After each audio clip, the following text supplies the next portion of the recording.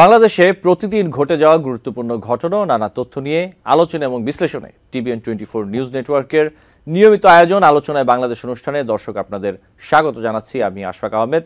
আজকের অনুষ্ঠানে অতিথি হিসেবে আমাদের সাথে যুক্ত আছেন ডক্টর নেহাল করিম, অধ্যাপক, সমাজবিজ্ঞান বিভাগ, ঢাকা বিশ্ববিদ্যালয়। আরও আছেন অ্যাডভোকেট শাকিল আহমদ, কেন্দ্রীয় সদস্য, জাতীয় নাগরিক কমিটি, এবং শীতাংশ ভৌমিক অঙ্কুর, শিক্ষার্থী ও সাংবাদিক, কবি নজরুল সরকারি কলেজ। আপনাদের তিনজনকেই স্বাগত জানাচ্ছি আলোচনায় বাংলাদেশ অনুষ্ঠানে। আপনাদের সাথে আলোচনা শুরু করার আগে আমি কয়েকটি তথ্য একটু তুলে ধরতে চাই এবং এই বিষয়গুলো নিয়েই মূলত আপনাদের সাথে আলোচনা করব। আমি একটু ছোট ছোট করে তথ্যগুলো তুলে ধরি। প্রথমে যে বিষয়টি রয়েছে সেটি হচ্ছে যে নবনিযুক্ত প্রধান নির্বাচন commissioner CEC AMM Nasir Uddin ও 4 জন নির্বাচন কমিশনার শপথ নিয়েছেন। এটি বাংলাদেশ স্থানীয় সময় রবিবার প্রধান বিচারপতি ডক্টর সৈয়দ রেফাত আহমেদ তাদের শপথ পাঠ করান। শপথের পর CEC-কে জিজ্ঞাসা করা হয় কবে নাগাদ নির্বাচন দেবেন। তিনি জবাব দেন, প্রধান নির্বাচন কমিশনার বলেন যে নির্বাচন নিয়ে দিনক্ষণ তো এখনই বলা যাবে না, আগে দায়িত্বটা নেই, কাজকর্ম বুঝে নি।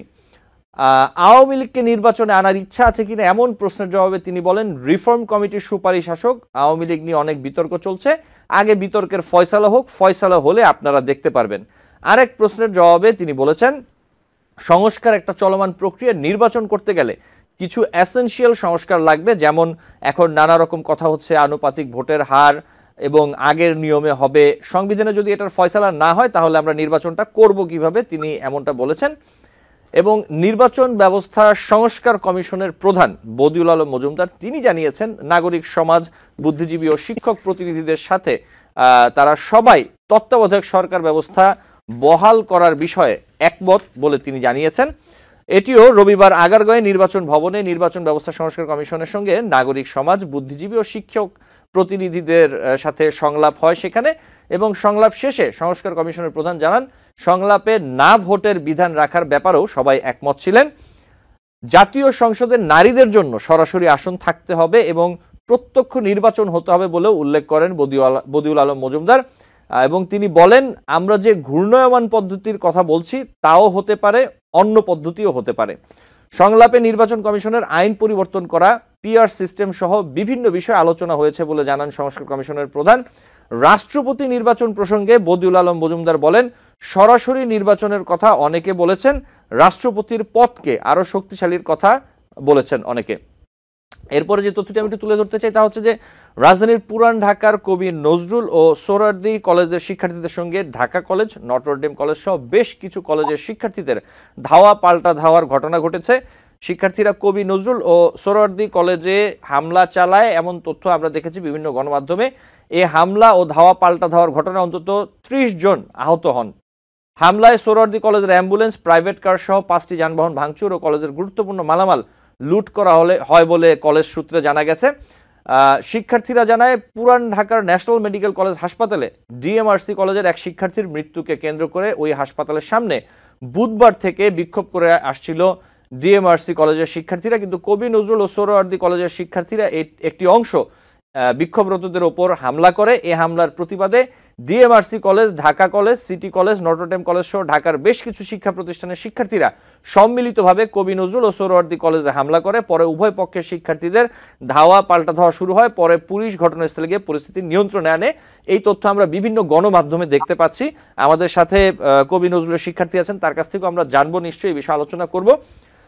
এরপরে যে তথ্যটি আছে তা হচ্ছে, ব্যাটারি চালিত রিক্সা চালু সহ 12 দফা দাবিতে জাতীয় প্রেস ক্লাবের সামনে সমাবেশে আয়োজিত গণ অবস্থান কর্মসূচি স্থগিত করেছেন অটো রিক্সা চালকরা।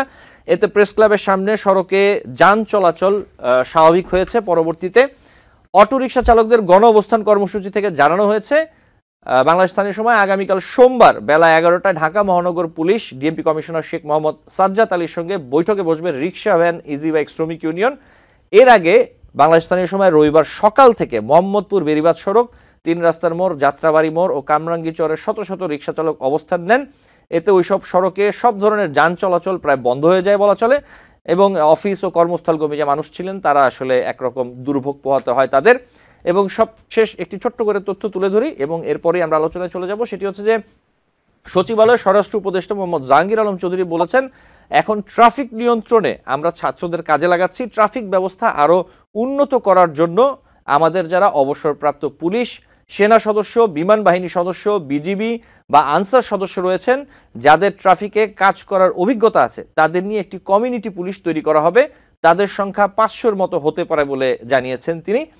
এবং ব্যাটারি রিক্সা নিয়ে এক প্রশ্নের জবাবে তিনি বলেছেন, বিষয়টি উচ্চ আদালতে গড়িয়েছে, উচ্চ আদালত থেকে যে নির্দেশনা আসবে সরকার সেটাই বাস্তবায়ন করবে। এই ছিল কিছু তথ্য। আমি চলে যাব আমাদের আজকের অতিথিদের সাথে আলোচনা করতে। আমি একটু প্রথমেই যেতে চাই শীতাংশু ভৌমিক অঙ্কুর আপনার কাছে, যে বিষয়টি নিয়ে আপনি কবি নজরুল সরকারি কলেজের শিক্ষার্থী।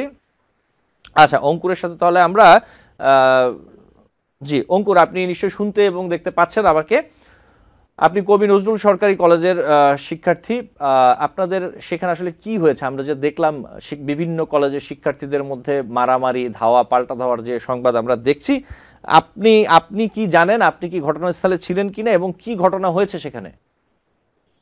আচ্ছা, প্রথমত হচ্ছে আপনি টিভিএন টিভি অঙ্কুর, আপনি যদি একটু জোরে বলেন তাহলে প্রকাশনা দর্শকরা একটু ভালো মতো প্রথমত, শুনতে পাবেন। হ্যাঁ, আমি বলার চেষ্টা করছি। টিভিএন 24-এর দর্শকদেরকে শুভেচ্ছা জানাচ্ছি এবং বলতে চাচ্ছি আর কি যে আজকের যে আলোচনার বিষয়ে কবি নজরুল এবং হচ্ছে সোহরাওয়ার্দী কলেজে যে অতর্কিত হামলা বলতে পারেন, এটার একটা ব্যাখ্যা আছে আর কি। যেটা হচ্ছে একটা শিক্ষার্থী যখন তার নিরাপত্তার বা সুচিকিৎসার জন্য হচ্ছে হসপিটালে যায়, সে যখন চিকিৎসা না পেয়ে বা ভুল চিকিৎসার কারণে যখন মৃত্যুবরণ করে এবং সেই তার সহপাঠীরা যারা আছে, তারা যদি সেই শিক্ষার্থীর যে ভুল চিকিৎসার জন্য বিচার দাবি করে, তো এটা আসলে আমার কাছে অন্যায় কিছু না। আমি দীর্ঘদিন ধরে দেখে আসছি আর কি যে এ ধরনের ঘটনাগুলো ঘটছে আর কি। আপনি যখন কোনো বিচার চাবেন, যে আমরা দেখেছি যে স্বৈরাচার আওয়ামী লীগের আমলে তো দীর্ঘদিন ধরেই এই একটা সংস্কৃতি চালু হয়েছিল আমাদের মধ্যে, যে যারা ধরেন কেউ অসুস্থ হয়ে পড়ছে বা শীতাংশু, কাউকে ভুল ওই বিষয়টা চিকিৎসা, আমি যেটা আপনার কাছে মূলত আমি একটু জানতে একটু চাচ্ছি, একটু একটু হ্যাঁ, একটু বলতে চাচ্ছি আর আসলে কি আমি। কি হয়েছে, বিষয়টা কি হয়েছে, তো কেন মারামারি প্রথমত হলো? হচ্ছে অভিজিৎ রায়, অভিজিৎ রায় যখন মানে হসপিটালে ভর্তি হয়, ন্যাশনাল মেডিকেল কলেজ হসপিটালে ভর্তি হয়েছিল আর কি, আহ, ঠিক তখনই মানে তার অবস্থা বা ডেঙ্গু জ্বরে যে আক্রান্ত হয়ে তার প্লাটিলেটের সংখ্যা কমে গেছিল এবং তার পরিবার তখন জানতে চেয়েছিল যে আমাদের ছেলের চিকিৎসা কি এখানে হবে কিনা, না অন্য কোথাও হবে বা নিয়ে যাব।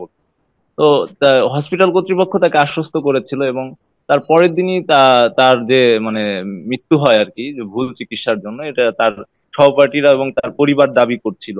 তো দাবি করে তারা হসপিটালের সামনে মানে অবস্থান নিয়েছিল। প্রথমত হচ্ছে হসপিটালের যে পরিমাণ বিল করা হয়েছিল, সেটা অভিজিতের পরিবারের জন্য দেওয়ার পক্ষে সম্ভব ছিল না এবং তারা এটা নিয়ে কথা বলছিল। কিন্তু একটা পর্যায়ে যখন অভিজিতের বন্ধুরা জানতে পারলো যে আসলে হসপিটাল কর্তৃপক্ষের গাফিলতির কারণে যে অভিজিতের মৃত্যু হয়েছে, তখন তারা হসপিটালের সামনে অবরোধ করলো তার পরের দিন।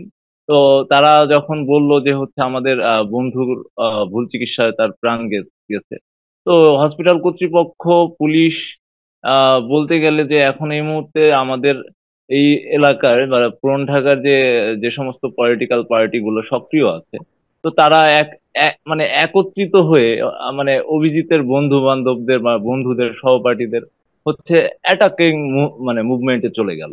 তো আসলে এই জায়গাটা শুরু হয়েছিল আপনার, যদি আমি আপনাকে একটু বলি, এটা ঘটনাটা 18 তারিখের, মানে 18 তারিখ থেকে 20 তারিখ, 20 তারিখ থেকে আজকে 24 তারিখ, 21 তারিখ, এই যে মানে এই ঘটনাগুলোর পর্যায়ক্রমে আজকের একটা বড় ধরনের একটা ঘটনা ঘটেছে। তো এইটা যদি আপনাকে দেখতে হয় যে আমি প্রথমে বলি যে আমার কবি নজরুল কলেজ ছাত্র দলের বা হচ্ছে ধরেন এই 24 তারিখের ঘটনার আগে একটা ঘটনা ঘটেছে, সেটা হচ্ছে 20 তারিখে। সেই 20 তারিখে আমার কবি নজরুল কলেজে দুইজন সাংবাদিক আছে, তারা হচ্ছে এই যে ছাত্রদের এই ন্যাশনাল মেডিকেল কলেজ হসপিটালকে ঘেরাও করার যে কর্মসূচি, তো সেই কর্মসূচির মধ্যে তারা হচ্ছে প্রোগ্রাম কাভারের জন্য গিয়েছিল। তো সেখানে তারা যদি বলি আর কি, মানে সেখানে যারা শিক্ষার্থীদের উপরে তো, সাধারণ শিক্ষার্থীদের উপরে তো ছাত্র দল বলেন বা এরকম ছাত্র জাতীয়তাবাদী দল বলেন, এই ধরনের পরিচয় দেওয়া, ট্যাগ দেওয়া আমরা মানুষগুলোকে চিনি এবং ভিডিও ফুটেজ আছে। হ্যাঁ, যারা কারা কারা হামলা করেছে, কারা কারা নির্যাতন করেছে এবং তারা পুলিশের সাথে। তো ধরেন আজকের যে বাস্তবতা, আজকের যে বাংলাদেশের স্বাধীনতার কথা বলি আমরা, সেই স্বাধীনতা তো এরকম হওয়ার কথা ছিল না। সেই স্বাধীনতার কথা ছিল যে আমরা আসলে পুলিশ হবে জনগণের, রাজনৈতিক দলগুলো হবে জনগণের পক্ষে।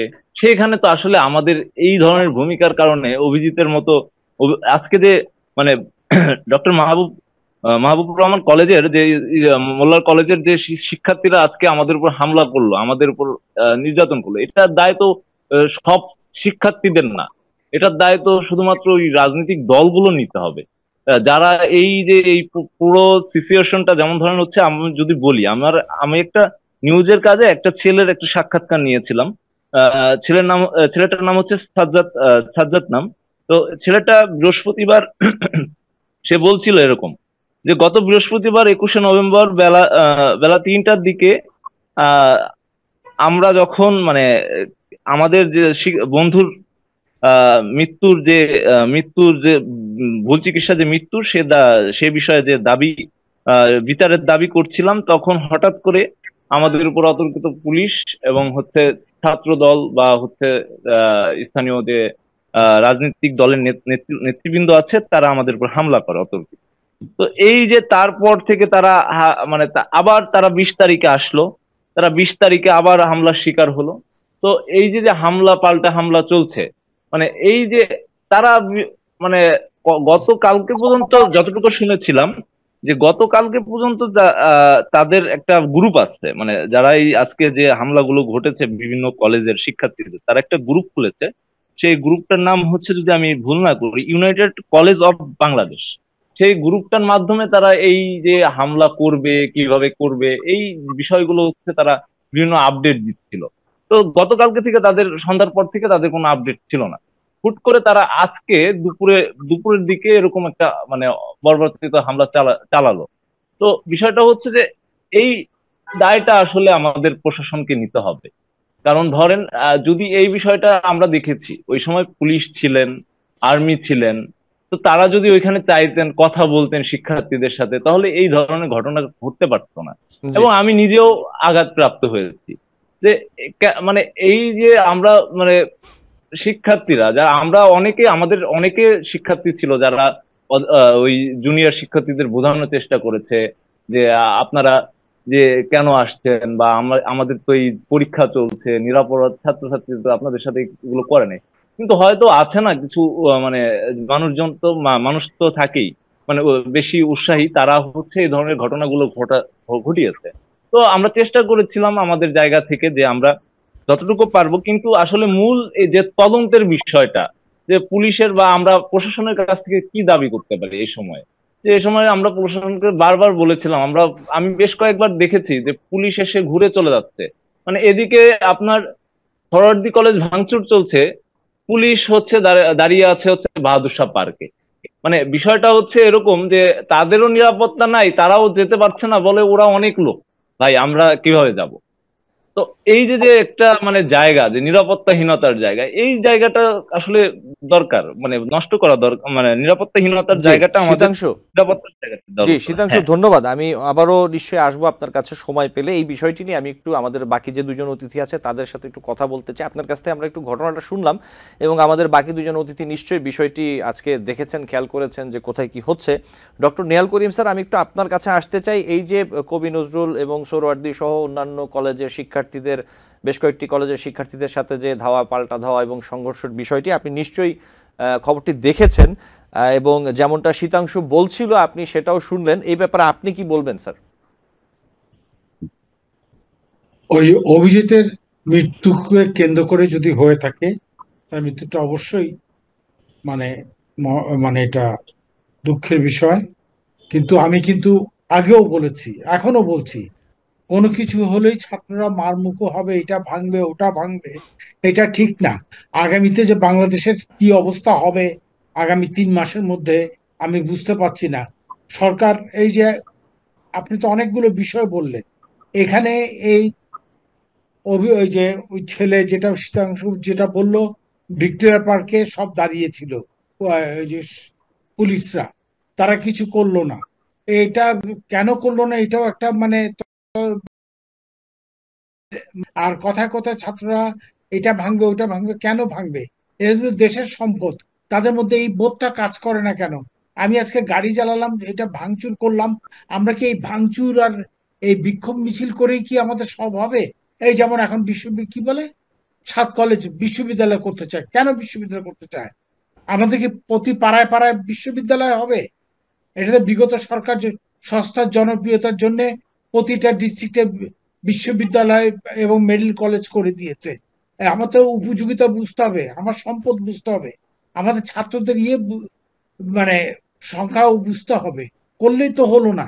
এখন তারা করে, আমরা হাততালি দেই। আসলে আমাদের দেশের লোকদের কোনো বোধ কাজ করে না, কোনো রকমের ভ্যালুস কাজ করে না, কোনো রকমের নীতি নৈতিকতা কাজ করে না বলে আজকে যে সমস্যা, এটা আরো বিকশিত হবে। আমি বলছি আরো বিকশিত হবে। সরকার কেন ছাত্রছাত্রীকে দিয়ে ট্রাফিক কন্ট্রোল করাবে? সেনাবাহিনীরা কি করে, বিজিবি কি করে?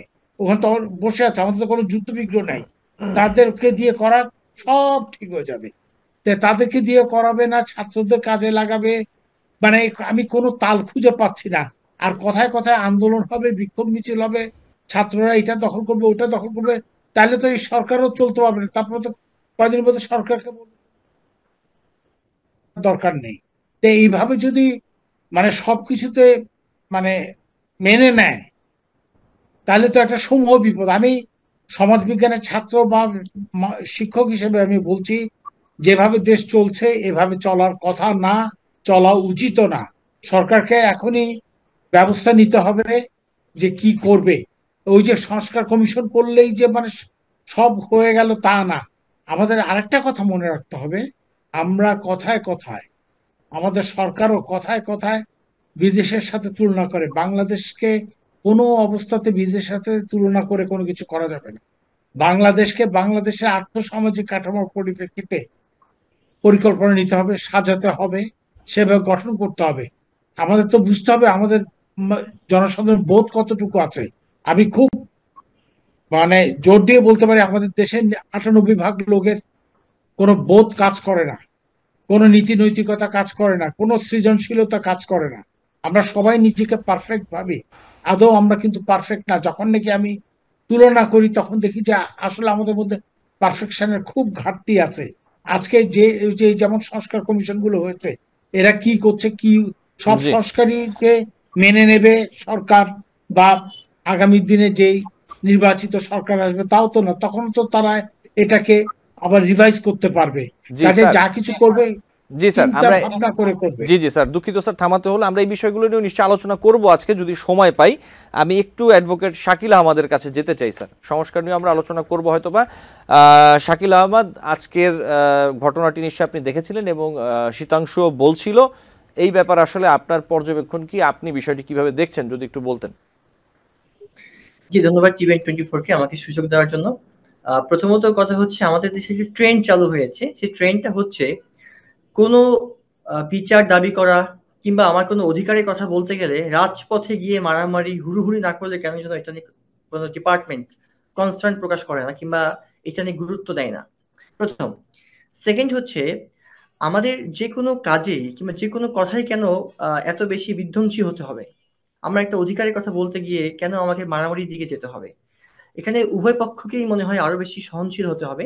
এক হচ্ছে, আমার যদি কোনো অধিকার ভঙ্গ হয় কিংবা আমার যদি কোনো অধিকারের জায়গা থেকে নিশ্চয়তা না পাই বা নিশ্চিত না হয়, সেক্ষেত্রে আমার যিনি অধিকার দিতে প্রস্তুত, সরকারি কোনো সংস্থা কিংবা বেসরকারি কোনো সংস্থা, তাদের উচিত হচ্ছে সঙ্গে সঙ্গে বিষয়টিতে উদ্যোগ গ্রহণ করা, যেন। কিন্তু এই জায়গাটাতে আমি যদি একটু শাকিল আহমদ আপনার কাছে প্রশ্নটা রাখি, যে এই যে গত কয়েকদিন ধরে এবং বিশেষ করে আজকে যে ঘটনাটি ঘটে গেল শিক্ষার্থীদের বিভিন্ন কলেজের মাঝখানে, যেহেতু আমরা শীতাংশুর কাছ থেকে শুনলাম এবং বিভিন্ন গণমাধ্যমে আমরা দেখতে পাচ্ছি যে এটি আসলে বেশ কয়েকদিন ধরেই একরকমের একটি উত্তেজনা বিরাজ করছে।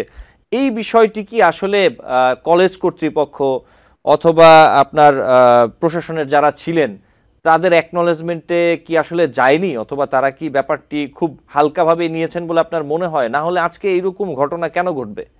এক্স্যাক্টলি, আমি সেখানে আসতে চাচ্ছিলাম। প্রথমত হচ্ছে যে, আমি ধরে নিলাম, আমি শিওর না, বাট ধরে নিলাম যে ওই শিক্ষার্থীর মৃত্যু হয়েছে হসপিটালের অবহেলাতে কিংবা তাদের নেগলিজেন্স আছে, আমি শিওর না, বাট ধরে নিলাম। যদি সেটা হয়ে থাকে, তাহলে হসপিটালের সঙ্গে সঙ্গে উচিত ছিল বিষয়টি শিক্ষার্থীদের সাথে বসে এবং প্রশাসন সহ বসে সমাধান করা। কারোর মৃত্যু থেকে তো আমি ফিরিয়ে আনতে পারবো না, কিন্তু সেই মৃত্যুর ফলে যে পরিবারটি ক্ষতিগ্রস্ত হচ্ছে তার সাথে বসে এটা সমাধান করা যেত, সেটি কর্তৃপক্ষ করেনি। আমাদের দেশে প্রাইভেট সেক্টর কিংবা আমাদের দেশে ইন্ডাস্ট্রিয়ালিস্টরা মনে করে মানুষ মরেছে, মানুষের কোনো দাম নেই, তাই এটাকে পাত্তা দেয়নি। দুই হচ্ছে, যেখানে শিক্ষার্থীরা আন্দোলন করছে প্রশাসন তো নিশ্চয়ই দেখেছে, এবং সেই জায়গাটা ন্যাশনাল হসপিটালটা আমাদের জজকোর্টের ঠিক অপোজিটে, অর্থাৎ আমাদের এই রাজধানীর সবচাইতে যেটা হার্ড পয়েন্ট যদি বলি তার এক অন্যতম একটি হচ্ছে জজকোর্ট এরিয়াটা। সেখানে প্রতিদিন হাজার হাজার আসামি যায়, শত শত বিচারক যাচ্ছেন, হাজার হাজার পুলিশ সেখানে বেষ্টনী দিয়ে আছেন, প্রোটেকশন দিয়ে আছেন। তাহলে প্রশাসন এবং কলেজ কর্তৃপক্ষ তারাও কিন্তু এক ধরনের লেজুর বৃত্তি করেছে কিংবা তাদের দায়িত্ব অবহেলা করেছে। তিন হচ্ছে, আমাদের যে কয়েকটি কলেজের শিক্ষার্থীরা এই আজকের মারামারিতে কিংবা যে হানাহানিতে জড়িয়েছে, সেই কলেজের যারা প্রশাসন, কলেজের অধ্যক্ষ থেকে শুরু করে টিচার্স অ্যান্ড অন্যান্য প্রশাসনের লোকজন, তারাও কিন্তু তাদের সক্ষমতা হারিয়েছে। এখানে হতে পারে যে শিক্ষার্থীদের সাথে শিক্ষকদের সম্পর্ক ভালো নাই, কিংবা শিক্ষক হবার যে যোগ্যতা আমরা একসময় দেখতাম সেই যোগ্যতাতেও কিন্তু অনেক ঘাটতি আছে, যার ফলে শিক্ষকদের কথাগুলো শিক্ষার্থীরা শোনেন না এবং শিক্ষার্থীদের মধ্যেও শিক্ষকদের প্রতি সম্মানের জায়গাটা কমে গেছে। তিন হচ্ছে, আমাদের শিক্ষার্থীরা কিছু একটা হলেই যে ভাঙচুর করতে হবে, মারামারি করতে হবে, এটি কোনো ভাবেই সঠিক না। আপনি কলেজে গিয়ে ভাঙচুর করলেন, গাড়ি ভাঙচুর করলেন, কলেজের কক্ষ ভাঙচুর করলেন। আমি জি যতটুকু দেখেছি যে পরীক্ষা চলছিল কয়েকটি কক্ষে, সেখানে মারামারি করতে হয়েছে এবং বেশ কিছু জায়গা ভাঙচুর করলো। এটা কাম্য না। যদি অধিকার আদায়ের জন্য ভাঙচুর করতে হয়, তাহলে এই বিপ্লবের পরবর্তীতে এই বাংলাদেশ আমরা চাইনি। আমরা চেয়েছি একটি সহনশীল সুন্দর বাংলাদেশ, যেখানে সব পক্ষ তাদের দায়িত্ব সম্পর্কে সচেতন হবে জি এবং শাকিল আহমদ, জি জি ধন্যবাদ। মাননীয় আমি আসবো আপনার কাছে, আবার আমাকে একটু বিরতি নিতে হবে। আমরা অবশ্যই এই বিষয়টি নিয়ে আবার আলোচনা করব। দর্শক, আলোচনায় বাংলাদেশ অনুষ্ঠানে নিচ্ছি ছোট্ট একটি বিরতি, আমাদের সাথে থাকবেন। টিবিএন 24 টেলিভিশন দেখতে আজই কল করুন 7187776556। লগ ইন করুন www.totalcablebd.com। দর্শক, আলোচনায় বাংলাদেশ অনুষ্ঠানে আপনাদের আবারও স্বাগত জানাচ্ছি। আমাদের সাথে আছেন আজকে তিনজন অতিথি। আমরা তাদের সাথে আলোচনা করছিলাম এবং আমরা একে একে আবারও তাদের সাথে কথা বলবো। আমি সরাসরি প্রশ্নে চলে যেতে চাই। আমি চাই যে আমাদের সময়টা পুরোটাই আমরা আসলে বিষয়গুলো জানি। আমি একটু শীতাংশ আপনার কাছে আসবো, খুব ছোট করে আমাকে বলবেন। আমি একটু সময় নিয়ে প্রত্যেকটা বিষয় একটু আলোচনা করতে চাই, আরও কিছু বিষয় রয়েছে। যেই বিষয়টা আপনাকে প্রশ্ন করতে চাই সেটি হচ্ছে যে এই যে যেই পরিস্থিতি গেল, বিভিন্ন কলেজের মধ্যে সংঘর্ষ, মারামারি আমরা দেখলাম, অনেকে আহত হলো, এর পরবর্তীতে আপনাদের কবি নজরুল সরকারি কলেজের পক্ষ থেকে, প্রশাসনের পক্ষ থেকে আপনাদের কি কোনো দিক নির্দেশনা দেওয়া হয়েছে শিক্ষার্থীদের প্রতি, অথবা অন্য কোনো কলেজের পক্ষ থেকে তাদের মধ্যে কি বসেছে, বিভিন্ন কলেজের প্রশাসনে যারা আছেন তারা কি বসেছেন, কথা বলেছেন, এমন কিছু কি আপনার জানা আছে? তাদের মধ্যে কোনো আলোচনা হয়েছে?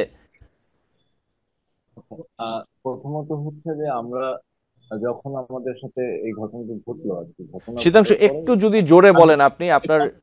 জি, আমি জোরেই বলছি এবং সংক্ষেপে বলছি যে প্রথমত যে যেদিন ঘটনাটি ঘটলো আর কি, মানে যে সময়, তার পরবর্তী সময় ঠিক সন্ধ্যায় আর কি আমাদের অধ্যক্ষ আর কি হাবিবুর রহমান স্যার, উনি আমাদের শিক্ষার্থীদের নিয়ে এবং সাংবাদিকদের নিয়ে বসেছিলেন এবং তার যে বক্তব্য তিনি সেটা বারবারই আগেও বলেছেন যে তোমরা নিরাপদে থাকো, কার উপর কোনো হামলা করবা না, অন্ততপক্ষে তোমরা যেন নিরাপদে থাকো, ওদেরকে বোঝানোর চেষ্টা করো তোমরা ওদের শত্রু না।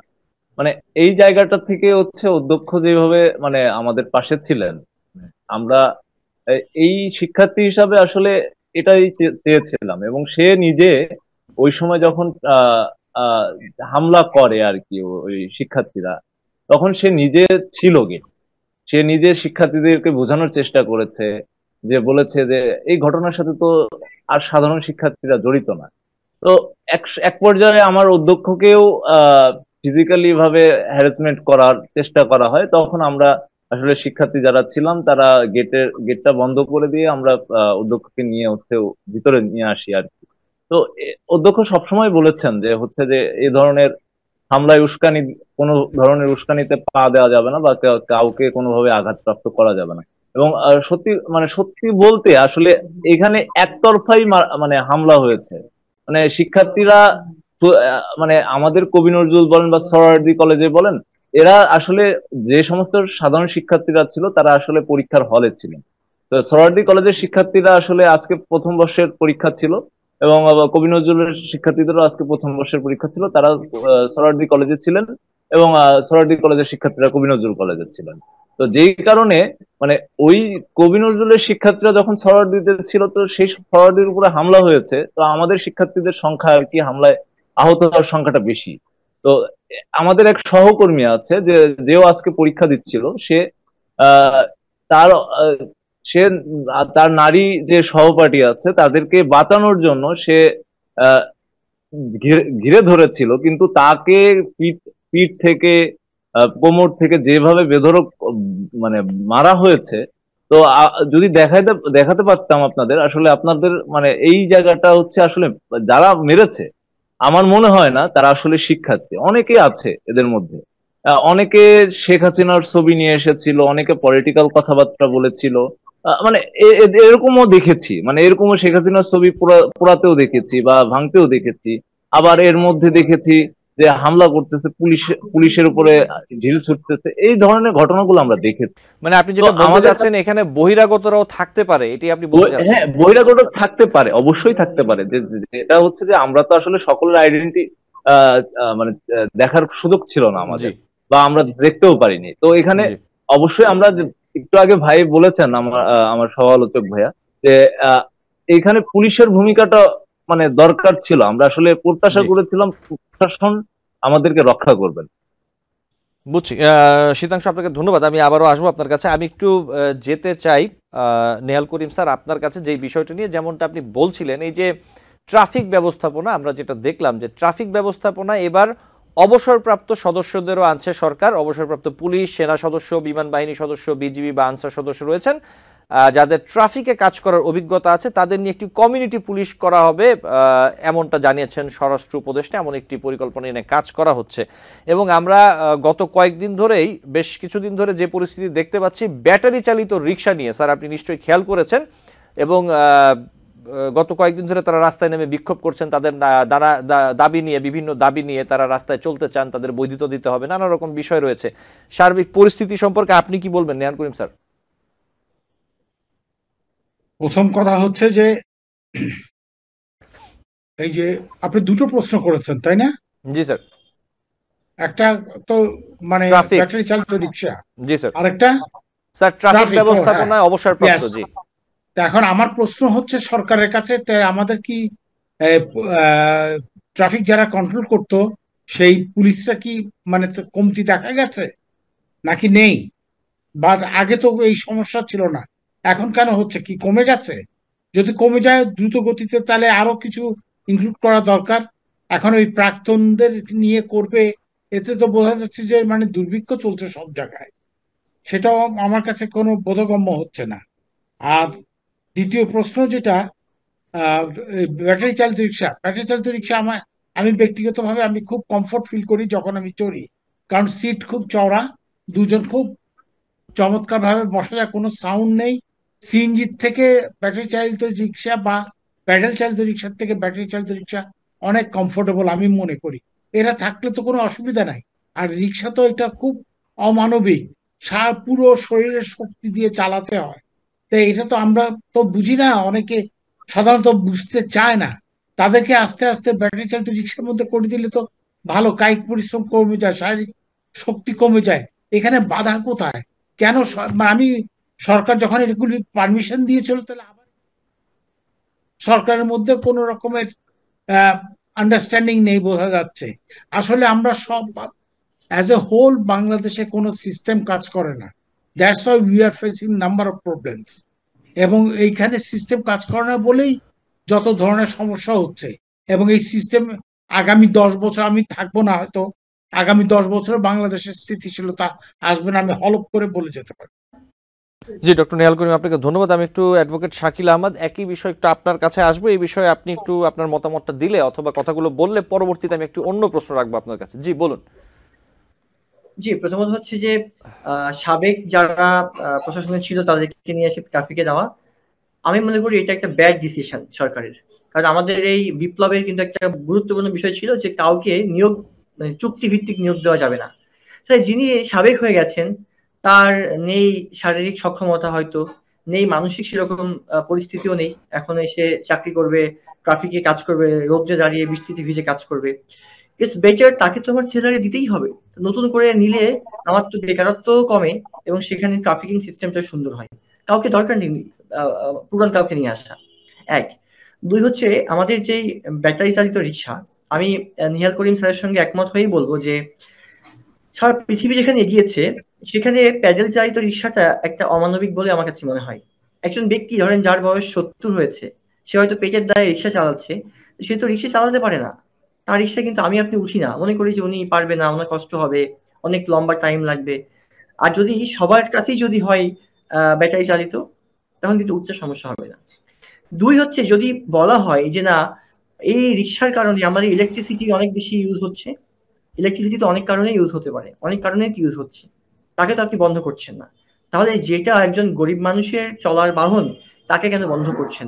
বরং আমার মতে এই রিক্সাটাকে বন্ধ না করে আপনি কিছু নিয়মের মধ্যে নিয়ে আসেন যে কোনো ধরনের মহাসড়ক কিংবা মূল রাস্তায় রিক্সা চলতে পারবে না, কোনো রিক্সা পারবে না, সেটা হোক প্যাডেল চালিত, হোক সেটা ব্যাটারি চালিত, শুধুমাত্র গলির রাস্তাতেই চলবে।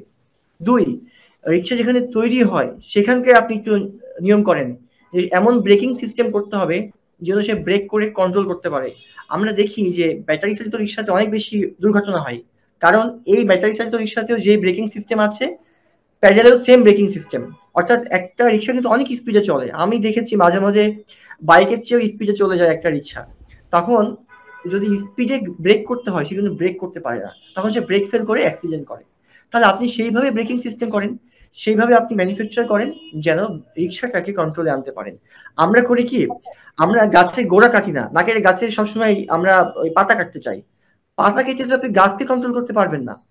রিক্সা যেখানে ম্যানুফ্যাকচার হচ্ছে, যেখানে তাদের যন্ত্রাংশ ইম্পোর্ট হচ্ছে, সেখানে আপনি গুরুত্ব দিন।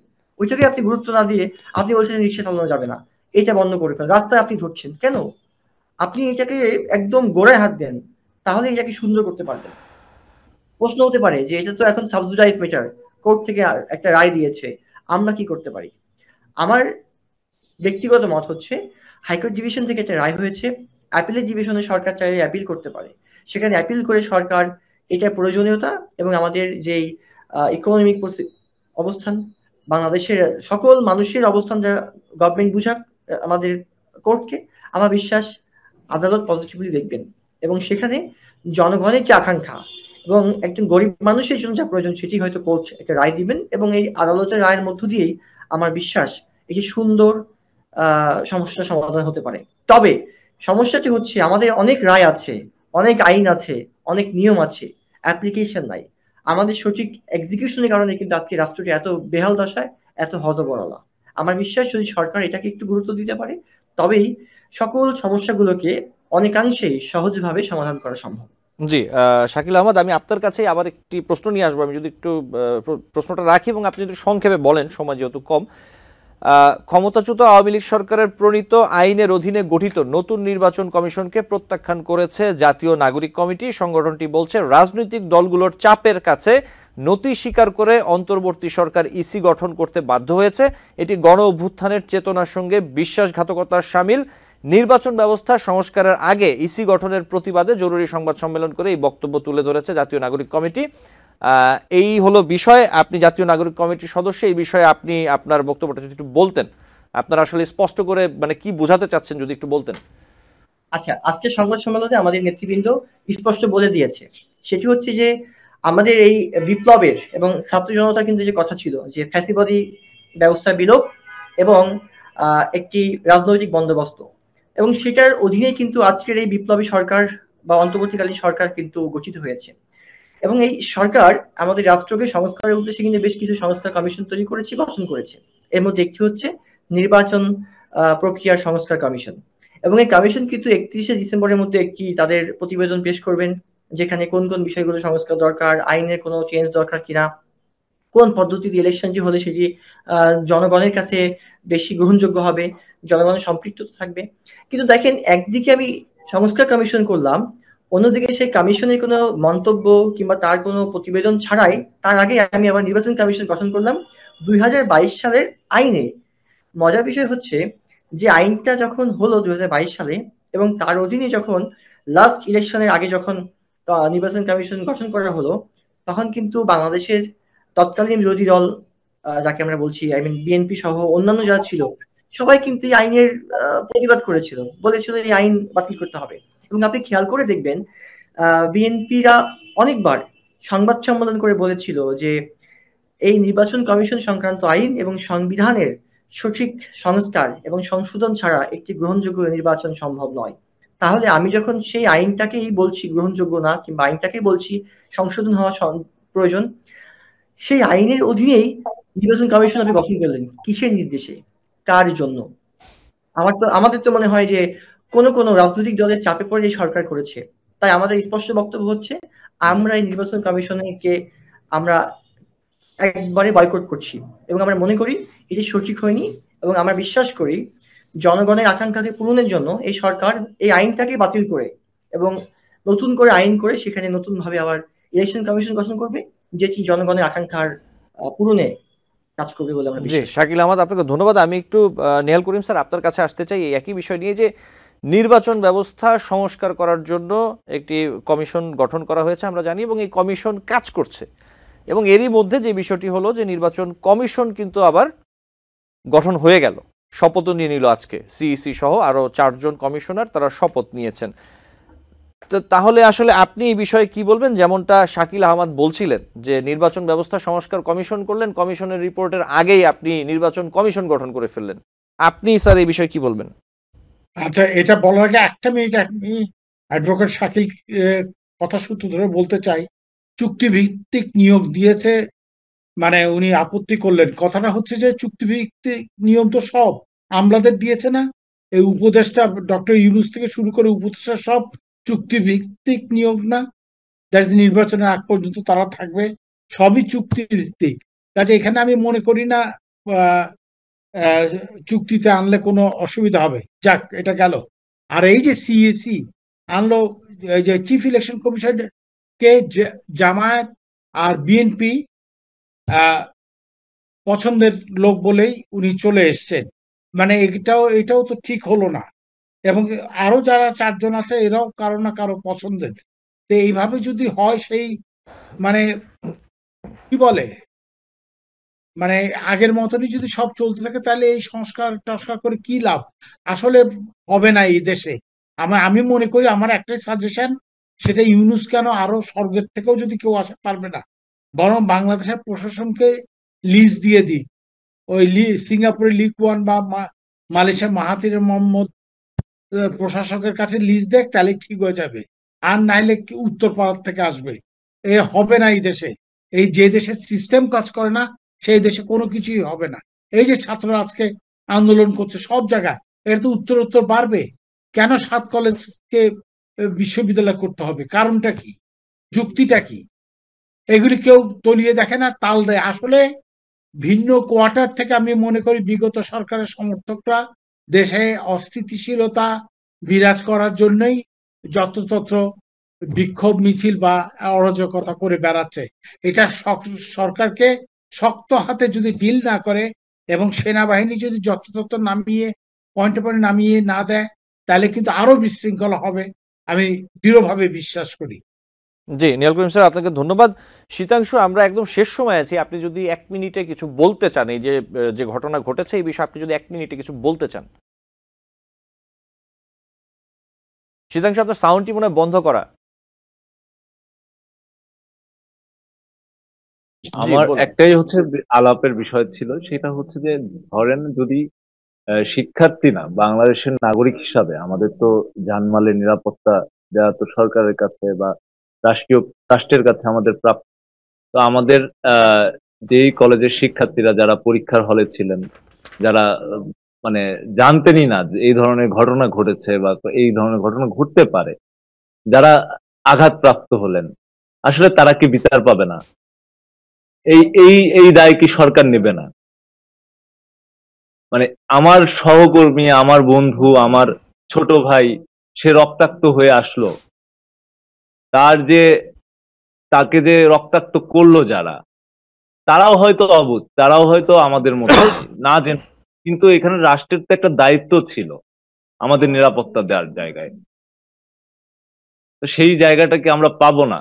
আমরা দেখেছি স্বৈরাচার হাসিনার আমল দেখেছি, আমরা সেই সময় থেকে তো আরো ভালো সময় চাই, আমরা চাই, আমরা আরো প্রত্যাশা অনেক অনেক, আমাদের প্রধান উপদেষ্টা বলেছেন আমাদের নানান মানুষের নানান ধরনের প্রত্যাশা, আমার আমাদেরও প্রত্যাশা, আমরা আসলে সুন্দরভাবে বাঁচতে চাই, নিরাপত্তা চাই। আমরা 7 কলেজের শিক্ষার্থী শুধু না, আমরা সাধারণ মানুষ হিসাবে এই দেশে সুন্দরভাবে বাঁচতে চাই নিরাপত্তার সাথে। জাস্ট এইটুকুই বলার ছিল আর কি। শীতাংশু, আপনাকে ধন্যবাদ। ডক্টর নেহাল করিম স্যার, আপনাকে অত্যন্ত ধন্যবাদ সময় দেওয়ার জন্য, এবং অ্যাডভোকেট শাকিল আহমদ, আপনাকেও আন্তরিকভাবে ধন্যবাদ জানাচ্ছি। আমাদের আজকে সময় শেষ, নিশ্চয়ই অন্য কোনো দিন আপনাদের সাথে আবারও দেখা হবে, আমাদের দর্শক আপনাদের মূল্যবান মতামত শুনতে পারবেন। ধন্যবাদ আবারও সময় দেওয়ার জন্য। দর্শক, আলোচনায় বাংলাদেশ অনুষ্ঠানে আজ এই পর্যন্তই। পরবর্তী অনুষ্ঠান দেখার আমন্ত্রণ জানিয়ে বিদায় নিচ্ছি।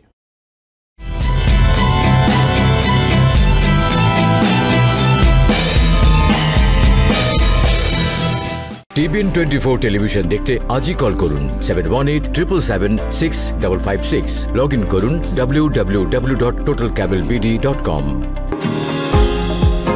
নিউ ইয়র্ক থেকে সম্প্রচারিত TBN 24 টেলিভিশন বিশ্বজুড়ে বাঙালির কণ্ঠস্বর।